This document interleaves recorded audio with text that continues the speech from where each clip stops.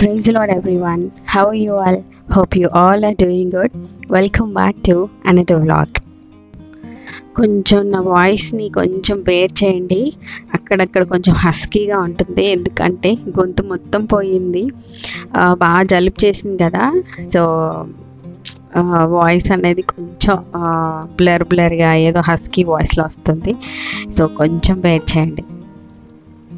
Last వీడియోకి మీరు ఇచ్చిన కమెంట్స్ చాలా చాలా బాగున్నాయి. థ్యాంక్ యూ సో మచ్ అందరూ దానికి కనెక్ట్ అయినందుకు. ఈరోజు వీడియోలో నా night productive routine, mornings afternoons ఎలా ఉన్నా నైట్ మాత్రం చాలా ప్రొడక్టివ్గా ఉంటుంది. ఎందుకంటే కొంచెం పీస్ఫుల్గా అండ్ ఒక మంచి టైం అండ్ స్పేస్ ఉంటుందన్నమాట. కిడ్స్ పడుకుంటారు, సో నాకు ఇంకా పనులు చేసేవి ఏమి ఉండవు కదా, సో ప్రశాంతంగా కూర్చొని నా బైబిల్ రీడింగ్ అనేది చేసుకుంటాను. అయితే ఇక్కడ నేను మీకు ఒకటి చూపిస్తున్నాను. ఇది నాకు మా హస్బెండ్ గిఫ్ట్ చేశారు. This is my most favourite camera. ఎప్పటి నుంచో, ఇప్పుడు కాదు, చిన్నప్పటి నుంచి this is my most favourite camera అనమాట, ఫుజీ ఫిల్మ్ కెమెరా. అండ్ ఇందులో పిక్చర్స్ చాలా చాలా క్లియర్గా చాలా బాగున్నాయి, ఇన్స్టెంట్గా వచ్చేస్తాయి కదా.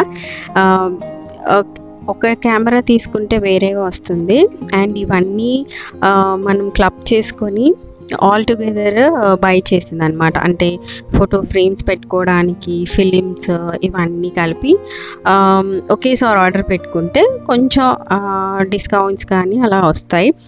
దీని లింక్ కూడా మీకు నేను డిస్క్రిప్షన్లో ఇస్తాను, చెక్అవుట్ చేయండి if you are interested only. ఈ కెమెరా నాకు చాలా చాలా ఇష్టము, మై ఫేవరెట్ వన్. ఇన్స్టెంట్గా పిక్చర్స్ వచ్చేస్తే అప్పటికప్పుడని. బట్ దీని ఫిలిమ్స్ ఉంటాయి కదా, అవి చాలా చాలా కాస్ట్. సో ఏవైనా ఇంపార్టెంట్ ఒకేషన్స్ ఉంటాయి కదా, అప్పుడు క్యాప్చర్ చేసుకుని పెట్టుకుంటే బాగుంటుంది.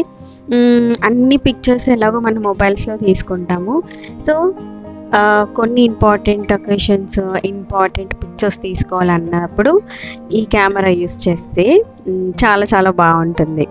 అది నా opinion. So back to Bible reading. Bible చదువుకున్న తర్వాత నేను ఏవైతే ఇన్స్టాగ్రామ్లో అండ్ యూట్యూబ్ కమ్యూనిటీలో పోస్ట్ చేస్తాను కదా, వాటి వాక్యాలు రాసుకుంటాను. బేసిక్గా అయితే పగల అయిపోతాయి. ఒకవేళ నాకు కొంచెం వర్క్ ఎక్కువ అయితే కనుక నైట్లే రాసుకుంటాను. ఈ words of the day 1 week or 2 weeks అయిపోయింది నేను పోస్ట్ చేయక. అంటే కొంచెం ఊరి నుంచి వచ్చాక కొంచెం క్లీనింగ్ వర్క్ అందులోనే పడిపోయి మళ్ళీ దీన్ని రాయడం స్టార్ట్ చేయలేదు. బట్ ఈ వర్డ్స్ ఆఫ్ ది డేస్ వల్ల చాలామంది బలపడుతున్నారు. అంటే ఆ రోజుకి ఆ వాక్యం వాళ్ళని బలపరుస్తుంది. వాళ్ళు మళ్ళీ దాన్ని స్టోరీస్గా పెట్టుకుంటున్నారు, షేర్ చేసుకుంటున్నారు. And I'm so happy. ఇలాగే నన్ను చూసి ఇంకొకరు కూడా వాళ్ళు కూడా వాక్యాలు రాసి వాళ్ళు పోస్ట్ చేయడం నాకు చాలా బాగా అనిపిస్తుంది. సో ఒక వాక్యం అనేది ఒకరికి ఆదరణ కలిగిస్తుంది అన్నప్పుడు దాన్ని మనం స్టాప్ చేయకూడదు. సో మళ్ళీ వాటి వాక్యాలన్నీ రాసుకుంటున్నాను. ఇది ఎలా అంటే అలా రాయను. నేను ఫస్ట్ ఆ వాక్యము బైబిల్ తెరవగానే ర్యాండమ్గా ఒక అధ్యాయం చదువుతాను కదా, అందులో నుంచి పిక్ చేసుకుంటాను. ఇంతకుముందు నవంబర్ ఆర్ డిసెంబర్ మంత్లో మొత్తము ఒకే చాప్టర్లో 7 వర్సెస్ రాశాను. అలాగా ఆ నెలంతా అలాగే రాశాను అనమాట. మీరు గమనించారో లేదో. సో కొంచెం పోస్ట్ చేసే ప్రతి వాక్యం కూడా కొంచెం టైం తీసుకుంటాను, ఎందుకంటే ఫస్ట్ నేను చదువుకుంటాను, దాని గురించి ప్రేయర్ చేసుకుని రాసేసుకుంటూ ఉంటాను అనమాట. By the way, happy republic day అండి. మనము మన ఇండియా గురించి ప్రేయర్ చేయడం, ప్రపంచం గురించి ప్రేయర్ చేయడం ఎంతో అవసరం.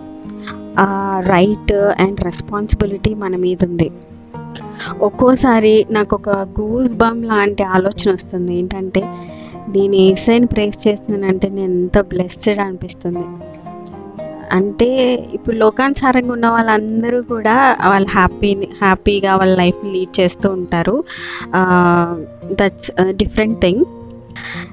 కానీ ఆయనని ప్రేస్ చేయడము ఎంత గొప్ప ధన్యత కదా. నేనైతే చాలా ప్రేస్ చేసుకున్నాను. దేవా, నన్ను నీ బిడ్డగా నన్ను ఉంచావు ప్రభా, నీకు ఎంత స్తోత్రము, ఎంత స్తుతులు చెల్లించినా సరిపోవేసయ్యా. అసలు ఆయన బిడ్డగా లేకపోతే అసలు ఊహించుకోవడానికే అసలు ఏదోలా ఉంది నాకు. నేను అసలు ఊహించుకోలేను దేవుడు లేకుండా. దేవుడు మనల్ని ఆయన బిడ్డలుగా మనల్ని చూస్ చేసుకున్నాడు. ఒక్కసారి మీరు ఇది నేను చెప్తున్న ఈ యొక్క లైన్ మీరు ఒక్కసారి మీరు మెమరైజ్ చేసుకోండి. దేవుడు మనల్ని చూస్ చేసుకున్నాడు ఆయన బిడ్డలుగా.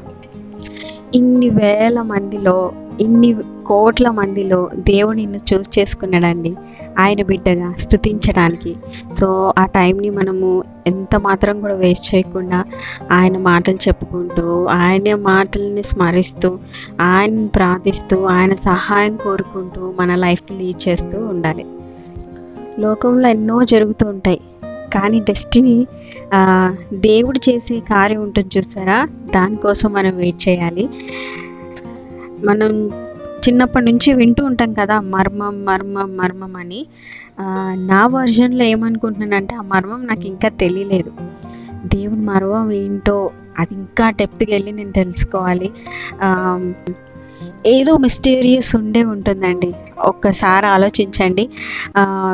ఇది నేను చెప్తుంటే కూడా నాకు చాలా చాలా ఒక హ్యాపీ ఫీలింగ్ అనిపిస్తుంది. ఆ మర్మాన్ని నేను కూడా తెలుసుకోవాలి అని. మన బైబిల్లో కూడా అన్నీ క్లియర్గా రాసి పెట్టలేదండి. అందులో మనం వెతుక్కోవాలి. ఆ మర్మం ఏంటన్నది మనం వెతుక్కోవాలి. అందు గురించి మనం బైబిల్ రీడింగ్ అనేది స్టార్ట్ చేయాలి. సో నేను కూడా ఏదైనా బైబిల్ రీడింగ్కి సంబంధించిన రిఫరెన్స్ లాంటిది ఏదైనా ఉంటే నేను పర్చేస్ చేయాలి. సో అది చేయాలని నేను కోరుకుంటున్నాను. మీరు కూడా మర్మం కోసం ఎదురు చూడండి, ప్రయత్నించండి, వెతుకులాడండి, కనుగొనండి, ఇతరులకి చెప్పండి. సో ఇప్పుడు వరకు నేను చెప్పిన దాంట్లో ఏదైనా మిస్టేక్ ఉంటే సర్చ్ చేయండి, ఈ కామెంట్ సెక్షన్లో నాతో షేర్ చేసుకోండి. మీరు ఏమన్నా చెప్పాలనుకుంటే కూడా నాతో షేర్ చేసుకోండి మర్మం గురించి. సో ఇదండి వాళ్ళ వీడియో. హోప్ ఈ చిన్న వీడియో మీ అందరికీ నచ్చింది అనుకుంటున్నాను. See you all in next video. Bye bye. Praise God.